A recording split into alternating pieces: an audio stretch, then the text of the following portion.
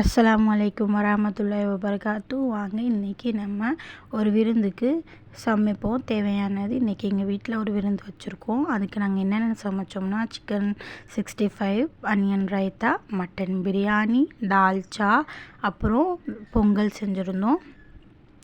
எப்படி செய்யணும்னு வாங்க நம்ம இன்றைக்கி மட்டன் பிரியாணி ரெசிபி தான் பார்க்க போகிறோம்.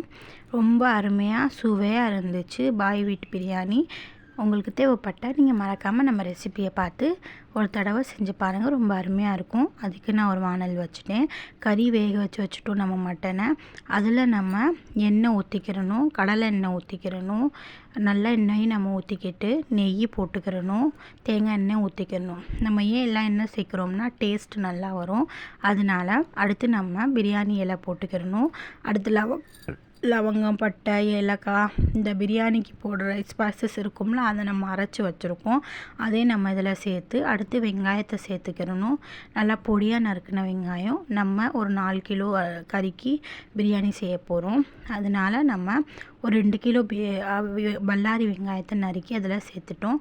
அது நல்லா வதங்கின உடனே மல்லி, புதினா, அடுத்து பச்சை மிளகா, ஒரு 5-6 பச்சை மிளகா கிள்ளி போட்டு அதே நம்ம நல்லா வதக்கிக்கிறணும். நல்லா வதங்கின உடனே என்னாகும், நல்லா ஃப்ளேவர் இறங்கிடும். எண்ணெயில் வதங்கிட்டு அடுத்து நம்ம அதில் தக்காளி சேர்த்துக்கிறணும். நல்லா வதக்கிக்கிட்டு இருக்கும்போது இஞ்சி வெள்ளைப்பூடு பேஸ்ட்டு நம்ம நல்லா தக்காளி குலவான உடனே இஞ்சி வெள்ளைப்பூடு பேஸ்ட்டை சேர்க்கணும்.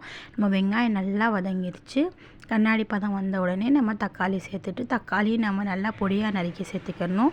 அதே நம்ம நல்லா வதக்கிக்கணும். நம்ம பல்காக செய்யும்போது ருசி செம்மையாக இருக்கும். அடுத்து நான் ஆச்சி பிரியாணி மசாலா எடுத்திருக்கேன். நம்ம 4 கிலோ செய்ய போகிறோம்ல, அதனால் நான் ஒரு 2.5 பாக்கெட் போட்டிருக்கேன். அடுத்து நான் அதில் ஒரு 1/2 லிட்டர் தயிர் சேர்த்துக்கிட்டேன். மசாலாவோடு சேர்த்து நம்ம நல்லா தக்காளி மசாலா தயிரோடு சேர்த்தோம்னா தக்காளி நல்லா கொலகொலப்பாக வேகமாக வெந்துடும். சாஃப்ட்னஸ்ஸாக இருக்கும் தக்காளியில். நான் திரும்பி இன்னும் ஒரு அந்த 1/2 பாக்கெட் இருந்துச்சுல, அதையும் சேர்த்துட்டேன். அடுத்து நம்ம இஞ்சி வெள்ளைப்பூடு பேஸ்ட்டு சேர்த்துக்கணும். பாருங்கள் தக்காளி எந்த அளவுக்கு வெந்துருச்சுன்னு. நான் ஒரு 5 ஸ்பூன் இஞ்சி வெள்ளைப்பூடு பேஸ்ட்டு சேர்க்க போகிறேன். ஏன்னா நமக்கு வேணும்ல பிரியாணிக்கு ருசிக்கு, அதனால் நம்ம சேர்த்துட்டு இது வேகமாகவே நமக்கு வெந்துடும். ஏன்னா நம்ம பெரிய அடுப்பில் தானே வைக்கிறோம். நல்லா நம்ம மசாலா வெந்துருச்சு. எண்ணெய் பிரிஞ்சு வந்த உடனே நம்ம வேக வச்ச கறியை போட்டுக்கணும். நம்ம கறி ஏன் முதல்ல போடலன்னா கறி உடைய ஆரம்பிச்சிடும். அதனால் நம்ம கறியை போடலை. லாஸ்ட்டில் நம்ம கறியை போட்டு நல்லா கிளறிக்கிடணும். கிளறின உடனே நம்ம அரிசிக்கு தேவையான அளவுக்கு தண்ணி ஊற்றிக்கிறணும். Lemon juice போட்டுக்கிறணும். நான் இப்போ தண்ணி ஊற்றலை. நான் அரிசி ஊற வச்சுருக்கேன். அந்த அரிசி நம்ம போட்ட உடனே நம்ம அதில் தண்ணி ஊற்றணும் தேவையான அளவுக்கு. இது நம்ம சைடில் தால்ச்சா ரெடி பண்ணியாச்சு. இந்த அரிசி நம்ம இதில் கொட்டிக்கிறணும். லெமன் ஜூஸ் போட்ட உடனேயே அரிசி கொட்டிட்டு நம்ம நல்லா கிளறிக்கணும். அடுத்து தேவையான அளவு தண்ணி, நம்ம எந்த அளவில் அரிசி எடுத்துருக்கோமோ அந்த அளவுக்கு நம்ம தண்ணி எடுத்துக்கணும்.